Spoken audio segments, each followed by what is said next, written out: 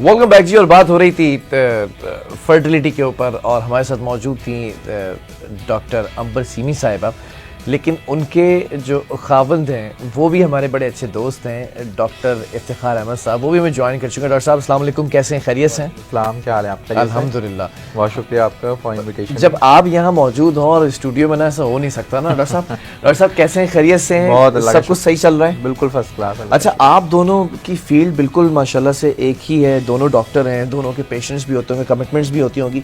Personal life hurt नहीं होती है? बिल्कुल भी नहीं होती, बल्कि हम इंजॉय करते हैं। एंजॉय करते हैं जी, बहुत इंजॉय करते हैं। अच्छा, डॉक्टर साहब के बारे में बता दूं कि डायबिटीज़ जो पेशेंट्स होते हैं उनको ज़्यादा अच्छे से एड्रेस करते हैं, उसके ऊपर इनकी एक्सपर्टीज़ हैं और बहुत सोसाइटी के अंदर भी इन्होंने बड़ा कंट्रीब्यूट किया है। डॉक्टर साहब, मैं ज़रा से कनेक्ट करना ही चाह रहा हूँ। हम बात कर रहे थे ब्रेक से पहले फर्टिलिटी के जो इश्यूज़ आते हैं मेल पार्टनर के लिए भी और फीमेल पार्टनर के लिए, डॉक्टर साहब ने बताया चीज़ों को। मैं ज़रा आपसे जानना चाह रहा हूँ कि डायबिटीज़ कितना इफ़ेक्ट कर सकती है फर्टिलिटी को?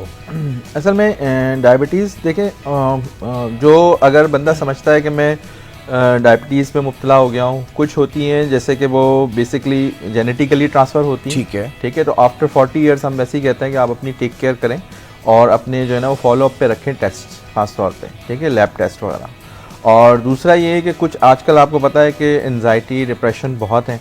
ठीक है, तो ये एक बहुत मेन फैक्टर होता है, ख़ास तौर पे जिनकी जेनेटिकली चल रही है, तो वो इसको ख़ास तौर पे जो है वो इम्प्रूव कर देता है, उसकी मज़ीद यानी इन्हेंस कर देता है उसके अंदर ज़ियाबितीज़ को इन्वॉल्व करने में। ठीक है, तो इनफर्टिलिटी में बेसिकली होता ये है कि जब हम हिस्ट्री लेते हैं बहुत सारी चीज़ें, तो उसमें हम फैमिली हिस्ट्री का भी कॉन्सेप्ट इंट्रोड्यूस करवाते हैं। जो भी हमारे पास कपल्स आते हैं, तो अगर जिनको डायबिटीज़ होती है या ज़ियाबितीज़ में मुब्तला होते हैं वो पेशेंट, तो बेसिकली उनको फॉलोअप पे रखते हैं, उनका हम शुगर कंट्रोल कर सकते हैं। क्योंकि देखें, ज़ियाबितीज़ एक बार अगर कोई शख्स मुब्तला हो जाता है, ठीक है, तो उसको हम कंट्रोल कर सकते हैं और उसको हम लाइफ टाइम तक कंट्रोल। ये ख़त्म नहीं होती? नहीं, ख़त्म नहीं होती। अच्छा, ये ऑन एंड ऑफ आती रहती है। उसकी वजह ये है कि हमारे जिस्म में एक अंसर होता है जिसे हम इंसुलिन कहते हैं। ठीक है, ये एक हार्मोन होता है, इसकी जो कैपेबिलिटी होती है वो जिस्म से आहिस्ता आहिस्ता ख़त्म होना शुरू हो जाती है या बहुत लो रेशो में आ जाता है। तो जिसकी वजह से आपका जो शुगर लेवल है वो बढ़ता रहता है कंटिन्यूसली। अगर आप उसको फॉलो अप ना करें या कंट्रोल ना करें, तो वो आपके बहुत से ऑर्गन्स को हिट कर सकता है। स्पेशली जो आपकी किडनी है वो बहुत ज़्यादा मुतासर होती है। और इसके अलावा कह लें कि हाइपरटेंशन में चला जाता है पेशेंट, कार्डियक पेशेंट भी हो सकता है। तो इसलिए हम कहते हैं कि जितना वो शुगर को कंट्रोल रखेगा उसके लिए उतना अच्छा है। और लाज़मी बात है, इनफर्टिलिटी में भी इसका एक रोल होता है। अगर शुगर कंट्रोल होगी तो उसके बहुत सारे जो कह लें कि बॉडी के अंदर फिनोमिनाज होते हैं वो कंट्रोल होना शुरू हो जाते हैं और वो बंदा फर्टाइल हो सकता है। ठीक है। अच्छा डॉक्टर साहब, एक चीज़ और है, फीमेल पार्टनर की अगर बात की जाए और प्रेगनेंसी के दौरान हम देखते हैं कि ख़वातीन को शुगर होती है, बिल्कुल वो डायबिटिक हो जाती हैं, इसका इल्म नहीं होता या इसकी अवेयरनेस नहीं है। इससे एक सवाल आपसे भी कनेक्ट करूंगा, इसके बाद आप कमेंट कीजिएगा, क्या प्रेगनेंसी के ऊपर भी इफेक्ट होती है ये चीज़? ये होती क्या है बेसिकली? असल में उसको हम गैस्ट्रेशनल डायबिटीज़ कहते हैं। ठीक है, ठीक है, गैस्ट्रेशनल डायबिटीज़ इसलिए जो ख़ास तौर पे जो प्रेगनेंसी में फीमेल्स होती हैं उनको हम हर 3 मंथ्स पे first trimester, second trimester, third trimester के ऊपर हम टेस्ट करवाते रहते हैं।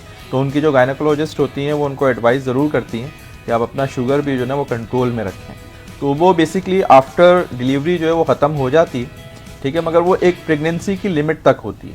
ठीक है, हाँ, अगर उनकी बेबी को अगर ये बहुत ज़्यादा अगर हिट करता है तो वो बेसिकली टाइप 1 में जा सकता है वो बेबी। ठीक है, गैस्ट्रेशनल डायबिटीज़ में वो जो बेबी पैदा होगा वो कह लें कि टाइप 1 डायबिटीज़ में मुब्तला हो सकता है। तो इसलिए हम कहते हैं कि डायबिटीज़ की 2 टाइप होती हैं, एक पैदाइशी होती है। ठीक है, ठीक है, जो जब वो बच्चा पैदा होगा तो उसको टाइप 1 डायबिटीज़ हो सकती है, और एक होती है टाइप 2 डायबिटीज़। जैसे मैंने बता दिया कि वो जेनेटिकली चल रही होती है और जो हमारा क्राइटेरिया है, हाइपरटेंसिव हो जाते हैं, डिप्रेशन में चले जाते हैं, एंजाइटी में चले जाते हैं, तो उनको ये डायबिटीज़ मुब्तला उनको कर सकती है। ठीक है डॉक्टर साहब, इससे प्रेगनेंसी के ऊपर बड़ा क्या असरअंदाज होती है ये चीज़ अगर ये आउट ऑफ कंट्रोल हो जाए, और इससे कैसे बचा कैसे जा सकता है? देखिए, गैस्ट्रेशनल डायबिटीज़ जैसे डॉक्टर साहब ने बताया कि गैस्ट्रेशनल डायबिटीज़ ये होती है कि अगर प्रेगनेंसी में वो बिफोर द प्रेगनेंसी उसको डायबिटीज़ नहीं एक्सक्लूड हुई है, लेकिन ड्यूरिंग द प्रेगनेंसी उसको डायग्नोज हुआ शी इज़ अ डायबिटिक। और वो जब प्रेगनेंसी, लेकिन ये diabetes for the temporary basis पे होती है टिल द 9th मंथ, जब तक आपकी बेबी डिलीवर नहीं होता, जब तक आपकी ये चलती है। जैसे ही आपका बेबी डिलीवर होता है वो अपना अपना Aahista Aahista sugar level normalise होने लगता है, तो उसे हम गैस्ट्रेशनल डायबिटीज़ कहते हैं। और गैस्ट्रेशनल डायबिटीज़ जो फीमेल होती हैं वो मोर प्रोन होती हैं कि फ्यूचर में वो डायबिटिक पेशेंट हो सकती है। अच्छा, मोर प्रोन मतलब होती हैं। ये एक तरह से समझिए प्रेडिक्शन होती है स्टार्टिंग की। एग्जैक्टली कि वो मोर प्रोन है कि वो डायबिटिक पेशेंट हो सकती है इन द फ्यूचर, तो उन्हें थ्रू आउट अपनी लाइफ में जो है शुगर लेवल को अपने मेंटेन रखना पड़ता है। अच्छा, अगर गैस्ट्रेशनल डायबिटीज़ प्रेगनेंसी में हो जाए तो वो उनका जो बेबी होता है बहुत ज़्यादा हैवी वेट बेबी होता है, ठीक वो है। पेशेंट सी सेक्शन पे भी जा सकता है।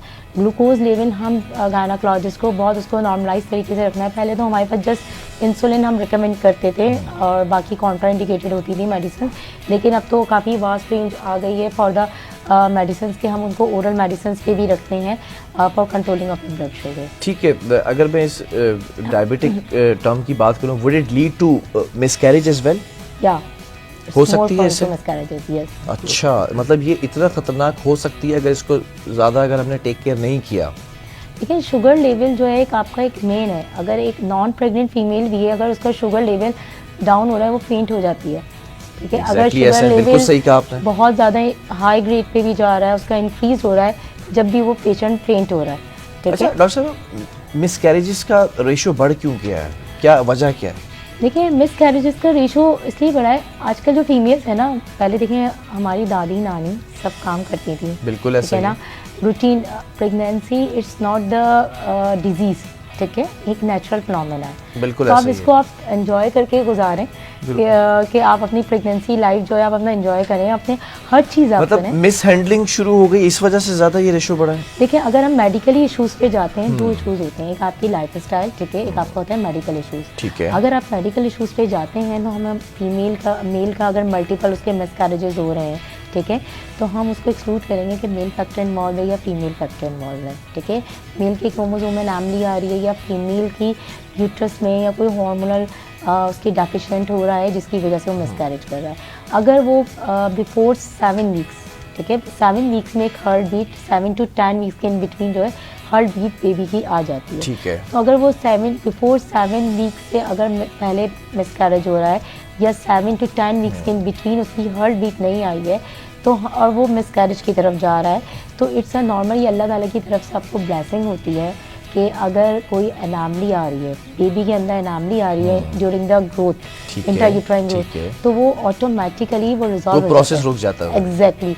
तो वो आगे जब आपका अगर आउटपुट आपका ऐसा होगा कि अल्लाह ना करे कोई बेबी ऐसा हो जो कि आप बच्चे इंडिविजुअल्स की तरफ अगर आ जाए, तो फिर आपके लिए वो लाइफ लॉन्ग प्रॉब्लम होती है। तो अल्लाह ताला की तरफ से ब्लेसिंग होती है कि वो आपके हार्ट बीट नहीं आती है, वो बिफोर हो जाता है। ठीक है, लेकिन अगर हम सेकंड पार्ट अगर देखें तो उसमें ये है कि कोई मेल फैक्टर इन्वॉल्व हो रहा है या फीमेल फैक्टर इन्वॉल्व हो रहा है या फीमेल, देखिए आजकल स्मोकिंग इतनी कॉमन हो गई है, जस्ट इन द मेल्स नहीं है, फीमेल के अंदर भी बहुत कॉमन हो गई है। ठीक है। ठीक है, डॉक्टर साहब, ज़रा ये स्मोकिंग पे बात करना चाहूँगा, ये क्या बहुत बड़ा फैक्टर बन चुका है हमारे फर्टिलिटी के ऊपर भी, और जैसे मिसकैरेज को कनेक्ट किया डॉक्टर साहबा ने, तो क्या स्मोकिंग हमेशा से हमने कहा है कि हार्मफुल है और ये डेंजरस होती है, इट लीड्स टू कैंसर, और इसके अंदर भी क्या आपकी नस्ल भी अगर बेहतर तरीके से आगे ना बढ़े तो इसके अंदर भी दारोमदार क्या सिगरेट का है, स्मोकिंग का है?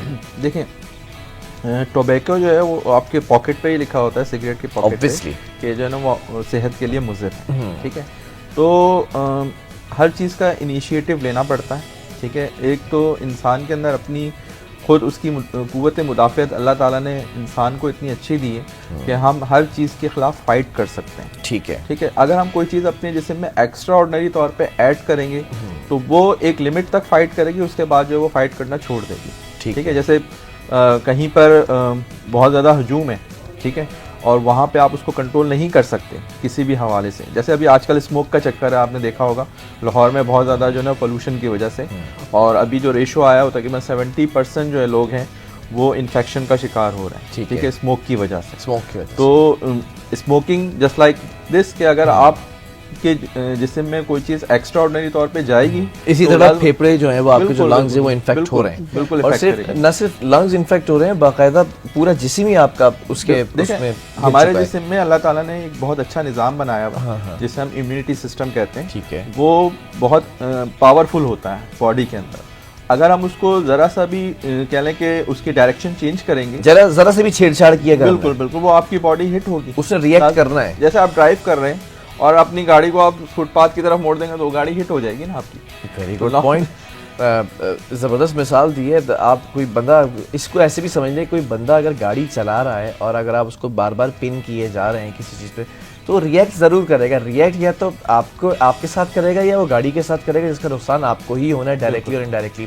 तो ऐसा वक्त ऑब्वियसली दामन वक्त में गुंजाइश क्या, मैं IVF के ऊपर ज़रा सा आ जाऊँगा कि उसके ऊपर भी आप कमेंट करें। ये टर्म क्या है और फर्टिलिटी से कनेक्शन है इसका, क्या है ये बेसिकली, ताकि लोग अवेयर हो इससे। देखिए IVF एंड IUI एक प्रोसीजर्स होते हैं, ठीक है। जब हम मेडिसिन से हमें लगता है कि उसकी सर्टेन मेडिसिन से उसका ओवेरियन रिजर्व कम है या मेल, जैसे डॉक्टर साहब ने डिस्कस किया कि डायबिटिक है और उसका हमें स्पर्म्स काउंट बहुत कम नज़र आ रहे हैं, एज़ोस्पर्मिया नज़र आ रहे हैं, नो स्पर्म्स नज़र आ रहे हैं, एक्टिव स्पर्म्स, तो फिर हम उसको प्रोसीजर्स पे जाते हैं IUI and IVF। IUI procedure name is the abbreviation of intrauterine insemination. IUI, I am talking about IUI।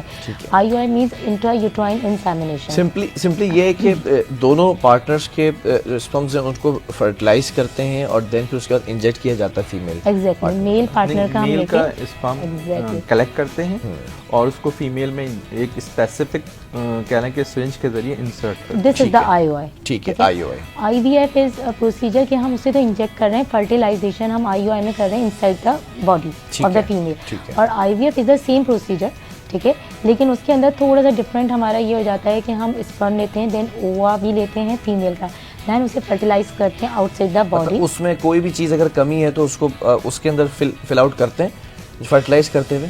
जैसे पहले टेस्ट ट्यूब बेबी का आपने नाम सुना, बिल्कुल ऐसा ही है, ठीक है। तो टेस्ट ट्यूब बेबी में क्या होता है कि उसके पार्टनर के स्पर्म लेते हैं और जो फीमेल का जो ओवा है उसको फर्टिलाइज करवा outside the body. Outside the अच्छा, बॉडी। वक्त बहुत कम रह गया, मैं ज़रा पूछना चाहूँगा, एक मिसकंसेप्शन भी है और इसके ऊपर बड़े कयास आराइयाँ भी हैं। इज इट हलाल और हराम? यस, ये आप देखें, ये हलाल है क्योंकि हम हस्बैंड का ही स्पर्म ले रहे हैं, ठीक है। अगर हस्बैंड का स्पर्म, और ये जो मिस कॉन्सेप्ट है कि हॉस्पिटल्स में यूँ कर देते हैं, नो, इट्स द पाकिस्तान, ठीक है, हलाल हर चीज़ हलाल के जरिए। एग्जैक्टली, बिल्कुल। तो IVF जो है वो एक हलाल प्रोसीजर है, IUI भी एक हलाल प्रोसीजर है क्योंकि आपके हस्बैंड का ले रहे हैं। अगर आपके हस्बैंड का नहीं है देन इट्स मतलब बिल्कुल। आप इसकी मिसाल इस तरह लेना, जैसे मोबाइल आते हैं उसमें एडवांसमेंट आती चली जाती है, इसी तरह मेडिकल में भी टेक्नोलॉजीज की एडवांसमेंट आती चली जाती है। ये बेबीज बिल्कुल नॉर्मल होते हैं। बिल्कुल। अगर आप जेंडर प्रेडिक्शन के लिए IVF करा रहे हो, इट्स नॉट द इथिकल वे कि अगर आपको जेंडर चाहिए। चलिए, बहुत शुक्रिया आप दोनों का, डॉक्टर इफ्तिखार आपका भी और डॉक्टर अंबर आपका भी, और उम्मीद करता हूँ कि आप लोगों को बहुत सारी चीज़ों से जो है वो अवेयरनेस मिली होगी कि किस तरह से आप चीज़ों को टेकअप कर सकते हैं, चाहे वो प्रेगनेंसी के दौरान आपकी जो शुगर लेवल हो या फिर आपकी फर्टिलिटी के अंदर किस तरह से कौन कौन सी चीज़ें असरअंदाज हो रही हैं, कैसे उसको बेहतर बनाया जा सकता है। कल फिर हाजिर होंगे इसी वक्त पर और एक नए टॉपिक के साथ। जब तक मुझे और मेरी पूरी टीम को और मेरे मेहमानों को दीजिए इजाज़त। अल्लाह हाफ़िज़।